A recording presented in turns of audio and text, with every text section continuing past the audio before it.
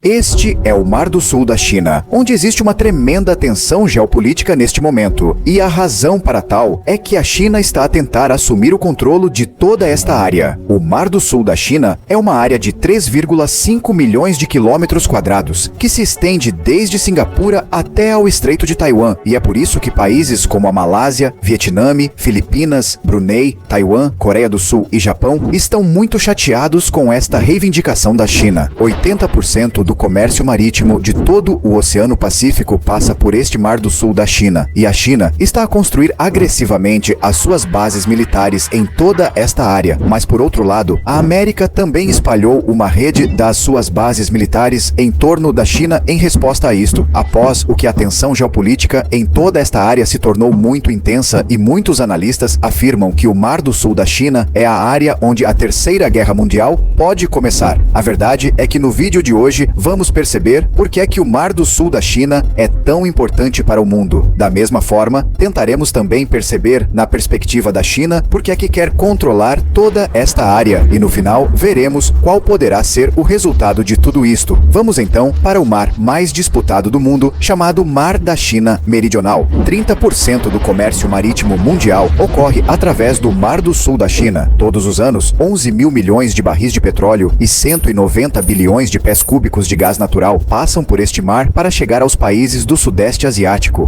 O Mar do Sul da China liga o Oceano Pacífico ao Oceano Índico e é por isso que é uma rota comercial muito importante. Quem o controlar terá o controle de 30% do comércio mundial. Até a data, 5 países reivindicam diferentes áreas do Mar da China Meridional, e a sua reivindicação baseia-se no direito dos mares das Nações Unidas, segundo o qual a área desde a costa de cada país até 200 milhas no mar é uma zona econômica exclusiva, ou ZEE, na forma abreviada, o que significa que esse país terá direitos sobre os recursos naturais dessa área e o comércio que por ela passa. Assim, por exemplo, se for descoberto petróleo num raio de 200 milhas da costa do Vietnã, então o Vietnã terá direitos sobre o mesmo. Da mesma forma, qualquer parte do mar que não seja ZEE será um domínio hídrico internacional, ou seja, das Nações Unidas. De acordo com a Lei Marítima de 1998, todos os países terão direitos sobre a mesma. Ora, todos os países aqui presentes reivindicam as suas respectivas áreas de acordo com esta lei da ZEE, exceto a China. Segundo a China, tem uma reivindicação histórica sobre todo o Mar do Sul da China. Quando o Japão perdeu na Guerra Mundial, a China aproveitou a oportunidade e traçou esta linha de 9 traços e declarou cerca de 90% do Mar do Sul da China como a sua área. Anteriormente, esta área estava sob o controle do Japão. Em 1973, quando a ONU aprovou uma lei sobre 200 milhas de zona econômica exclusiva, mesmo então, a China recusou-se a aceitar esta lei e insistiu que tinha direitos sobre todo o Mar do Sul da China, com esta linha pontilhada. Da mesma forma, bem no centro do Mar do Sul da China estão as ilhas Spratly. Estas são muitas ilhas desertas onde ninguém vive, mas a China, o Vietnã,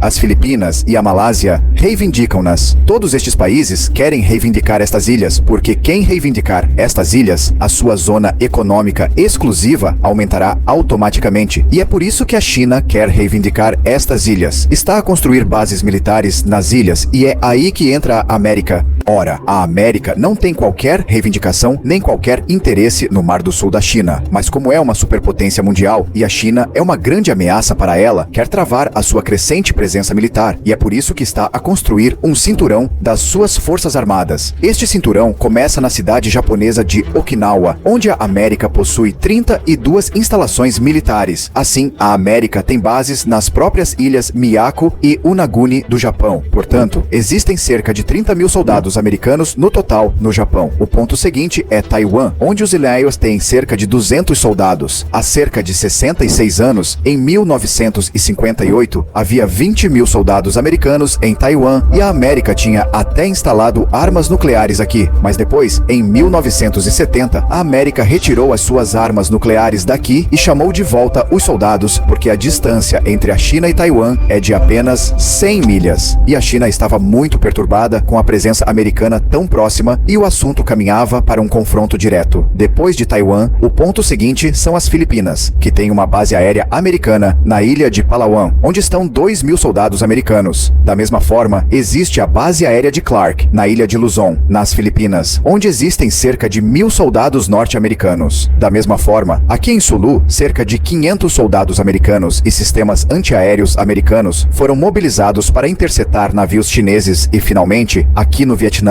há cerca de 500 soldados americanos na base aérea de Da Nang. Existe também um acordo entre os governos da América e do Vietnã de que a Força Aérea Americana pode utilizar os aeroportos do Vietnã a qualquer momento em caso de guerra. E esta história ainda não terminou. Outro grande interveniente nesta estratégia para sufocar a China é a Austrália. Existe um acordo militar entre a América, o Reino Unido e a Austrália que se chama AUKUS. De acordo com este acordo, estes 3 países estão a criar conjuntamente uma força submarina para que possa monitorizar todo o Oceano Pacífico. A América e o Reino Unido já construíram uma base no porto de Perth, onde estes submarinos estão a ser construídos. Portanto, se olharmos da perspectiva da China, a estratégia dos Eihua é muito agressiva. Todo o comércio marítimo da China ocorre através desta costa oriental de 14.000 quilômetros de comprimento, e esta rota comercial está rodeada de bases americanas. O comércio da China passa por 3 estreitos e chega ao sul da Ásia, Médio Oriente, África e Europa. Um deles é o Estreito de Malacca, que fica entre Singapura, a Malásia e a Indonésia. O segundo é o Estreito de Sunda, que fica entre Java e a ilha de Sumatra, na Indonésia. E o terceiro é o Estreito de Lubbock, que fica entre 2 ilhas da Indonésia. Os países entre os quais estes 3 estreitos estão localizados são todos amigos da América e podem sufocar estas rotas às suas ordens. E como resultado, a economia chinesa pode entrar em colapso em poucas semanas. É por isso que, nos últimos anos, a China tem utilizado este mar de forma muito agressiva. Ele está a tentar assumir o controle. Hoje a China tem a segunda maior marinha do mundo. Em 2022, enquanto os gastos militares do Zimaewasa foram de 877 mil milhões de dólares, os gastos da China foram de 300 mil milhões de dólares. Há apenas alguns anos, em 1990, os gastos militares da China eram de apenas 9 mil milhões de dólares. A China quer proteger todas as suas rotas comerciais de qualquer bloqueio através da sua marinha. A sua economia já está a crescer muito rapidamente e, se olharmos para este gráfico, é muito claro como a China vai atravessar a América muito em breve e tornar-se a maior economia do mundo. A América tem governado o mundo inteiro durante os últimos 80 anos, mas como sempre aconteceu na história da humanidade, os árbitros atingem o seu pico, depois declinam e algum outro árbitro toma o seu lugar. Da mesma forma, parece agora que outra pessoa irá ocupar o lugar da América e parece que será a China. A América fará o seu melhor para impedir que a China se torne a superpotência mundial e, para isso, poderá ter de reduzir o déficit comercial da China, quer as rotas tenham de ser bloqueadas ou pressurizadas através de meios militares, seja o que for que esteja ao alcance da América, ela falo-á. Por outro lado, a China parece imparável. Após a sua aliança com a Rússia, a China tornou-se geopoliticamente muito poderosa e esta corrida para se tornar uma superpotência mundial tornou-se ainda mais interessante agora. Mas esta corrida irá empurrar o nosso mundo para uma guerra muito grande, muito em breve. Durante o último ano e meio, temos mencionado esta crescente tensão geopolítica global nos nossos vídeos, e com o passar do tempo, o mundo aproxima-se de uma grande guerra. Esperemos que a sanidade mental prevaleça e que todos tenham cuidado. Estas são todas as fontes que consultamos para este vídeo. Se quiser ver estes vídeos geopolíticos, diga-nos nos comentários abaixo. Conhecemos o seu feedback apenas através dos seus comentários. Vemo-nos no próximo vídeo com outro tema interessante. Cuide-se.